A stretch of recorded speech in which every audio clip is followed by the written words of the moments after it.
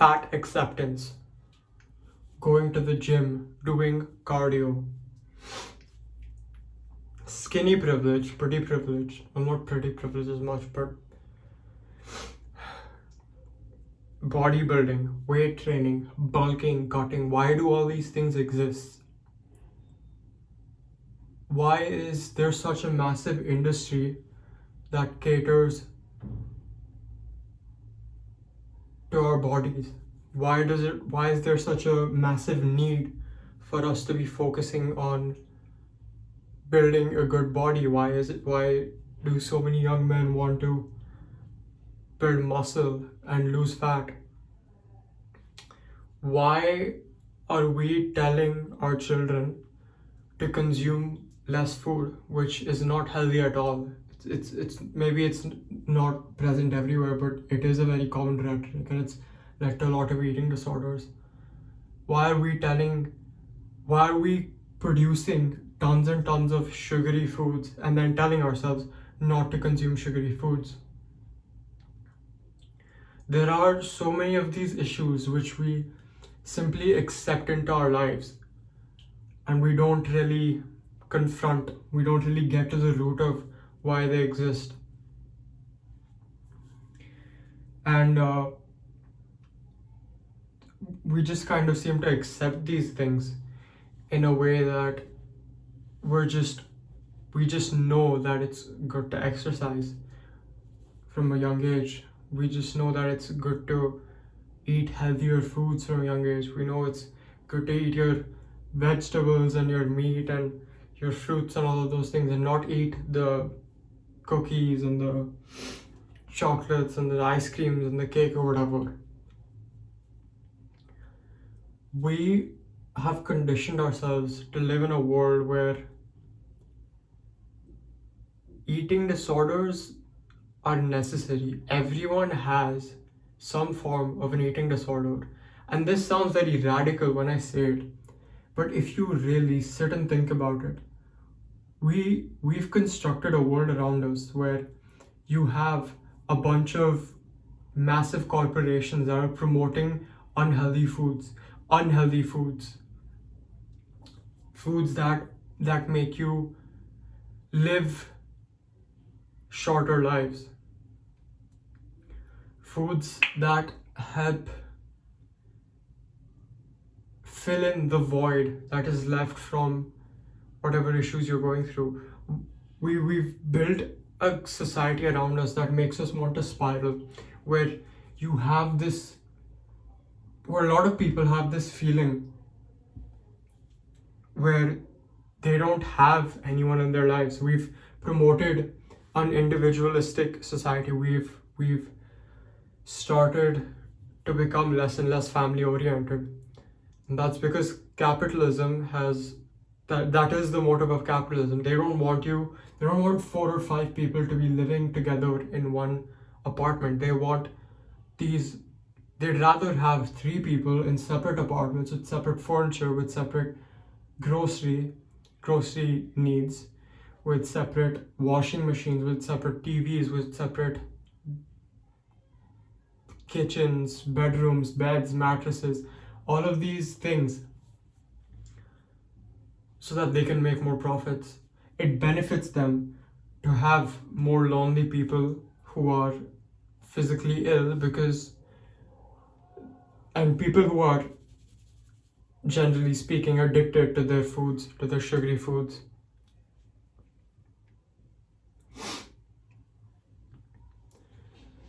And we all do have a form of disordered eating,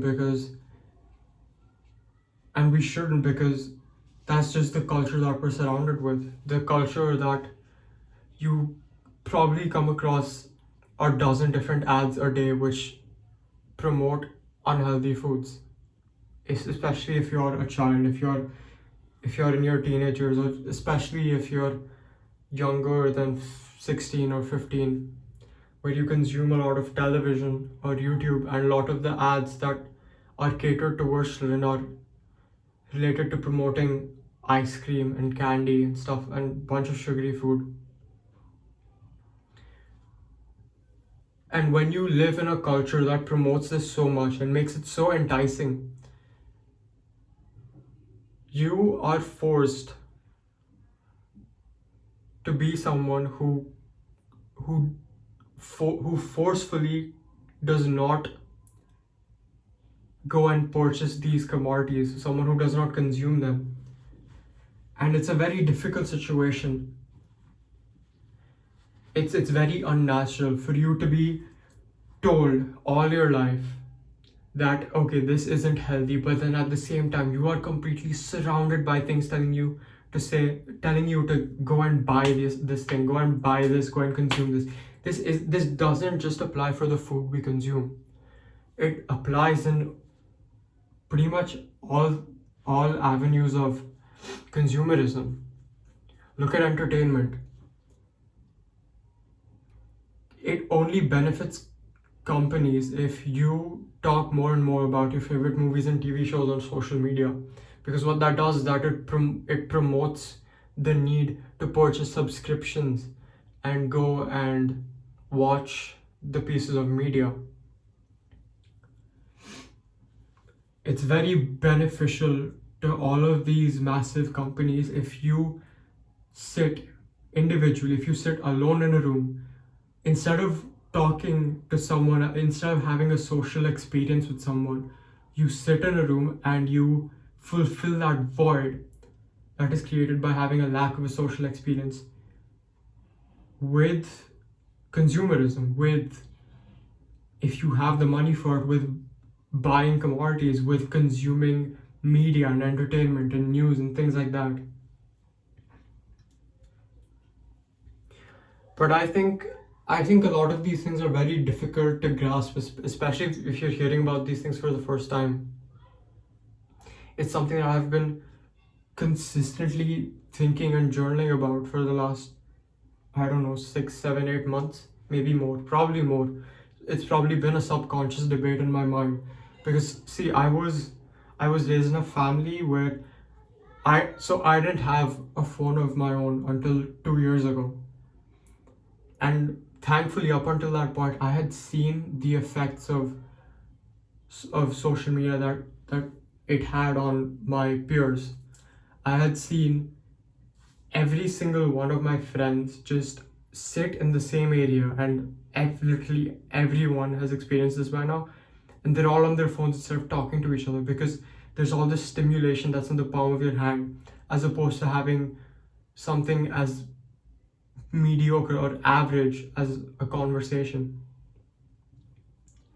And at the time, I kind of glorified this, because all my friends, and this is just, you can't blame this on anyone.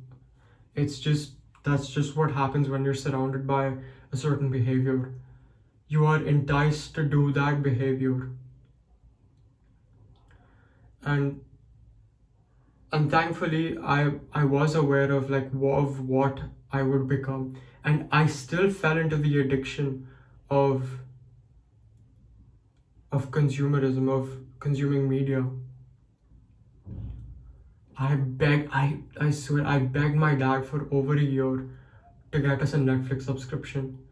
And when he did get it, thankfully, after a few months, I was already tired of it, because it's just not in me to sit in one area and just consume media constantly. Like, I'm not someone who finds happiness or fulfillment in that. And there's a lot of people who do it, and it's become part of their routine, which is really sad to see. But at the same time, it's not their fault. And it's a form of disordered consumerism is what I'd call it. And disordered eating is a very interesting phenomenon on its own, but it passes, a lot of its principles pass down to various other forms of consumers. I sound like a broken record at this point, but yeah. Recently, just I've noticed that my sisters have been consuming an extreme amount of sugar.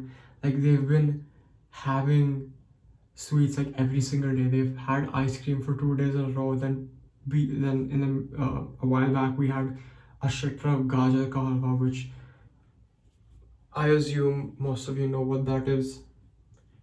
If I don't, if I have, um, if my audience so far of 13 entire subscribers is uh is Indian, which I hope it is, and I hope there's different people watching my stuff.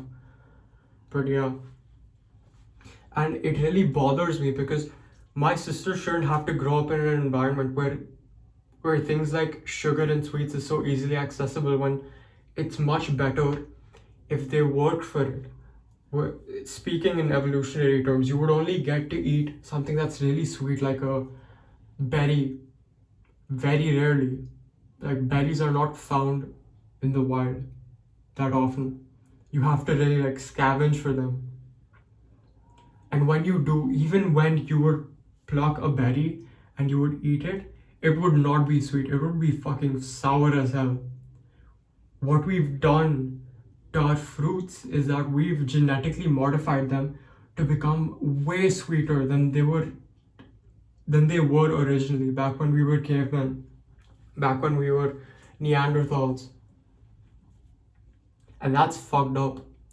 Even the things that we've been told are healthy for us, even they've been modified by capitalism. And when I say capitalism, I don't mean to say that I'm against capitalism. I'm just saying that this is an effective capitalism that we don't talk about enough.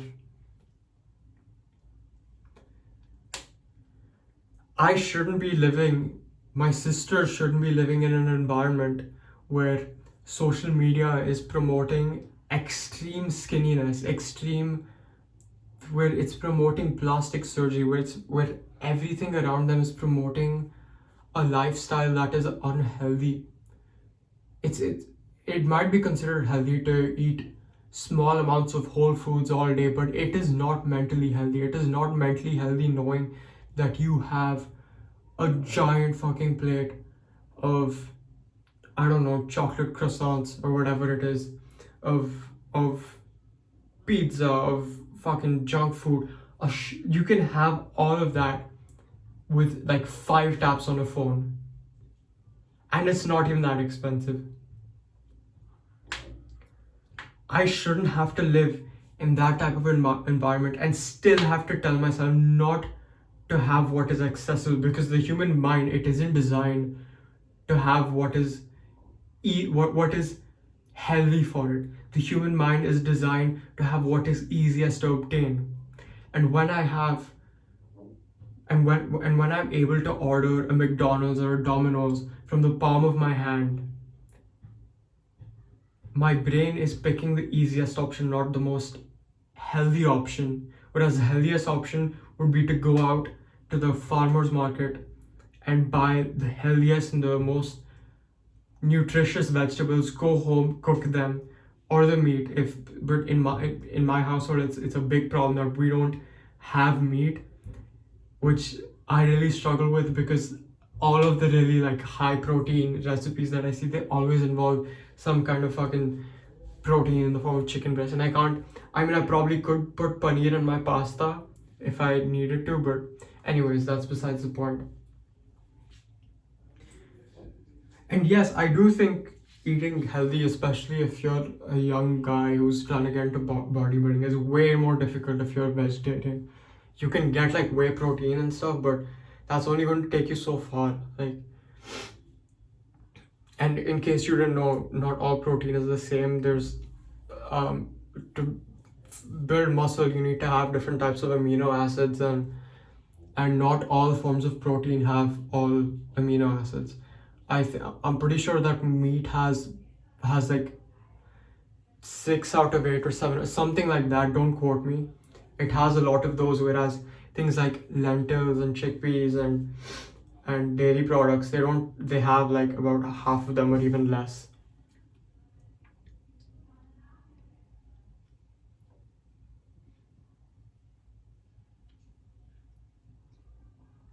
It's so strange. Like, if you really just sit and think about it, we really are living in a culture where some form of eating disorders is promoted, and it's very difficult to stay in the middle. It's very difficult to not fall off either end.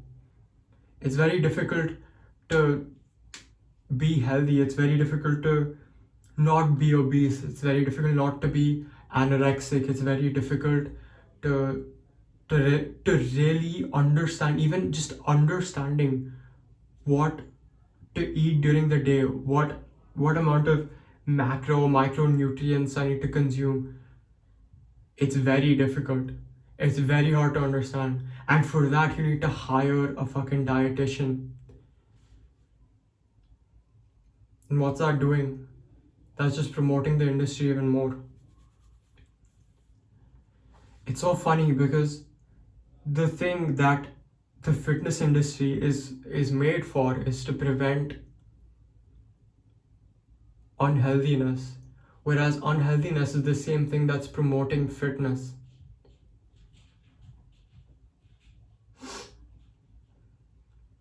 And it's strange because this is kind of what society is. Society is about solving problems. And but when you do solve problems through products or services, those products and services create more problems. There's always a gap to be filled.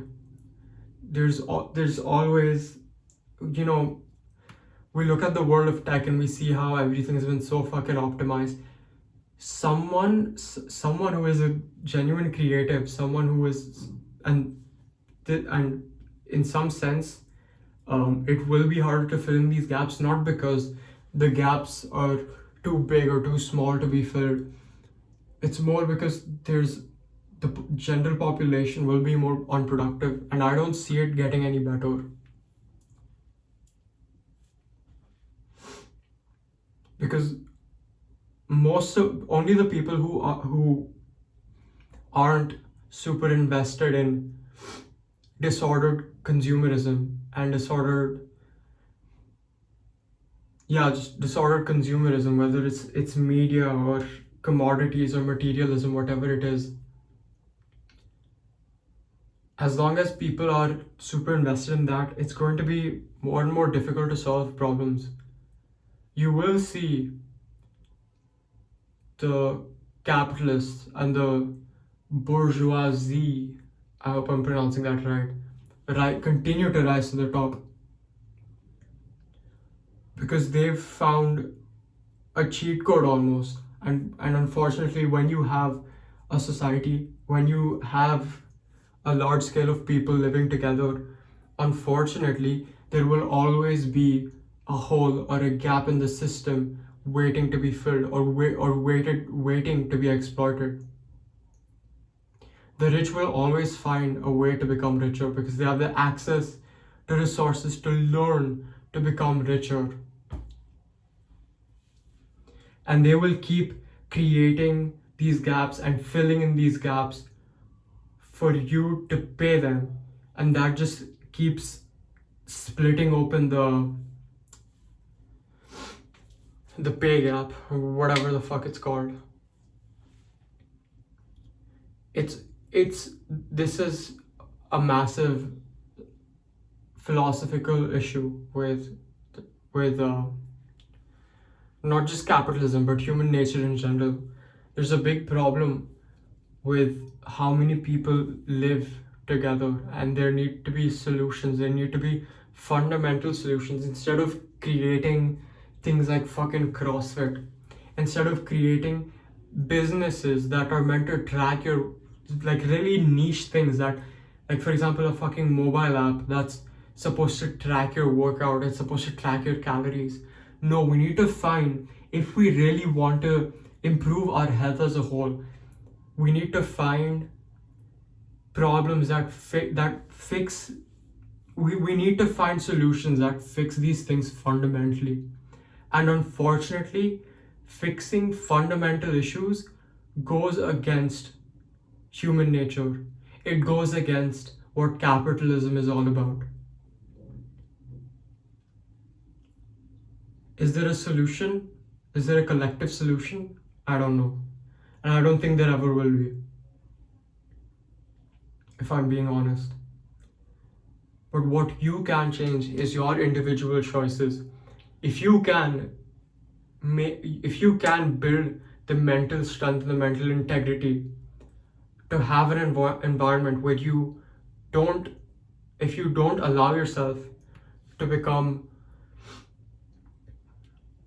a disordered, to have disordered consumerism and disordered materialism and disordered eating and all of these things that I've said, I think that's the only way to truly move forward and have a fulfilled life and have a life where you are allowed to consume what you want to consume with as little side effects as possible, where you found this perfect spot and you always hit that spot with whatever you choose to do.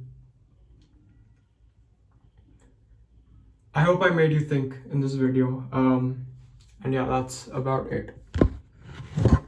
Thank you for watching.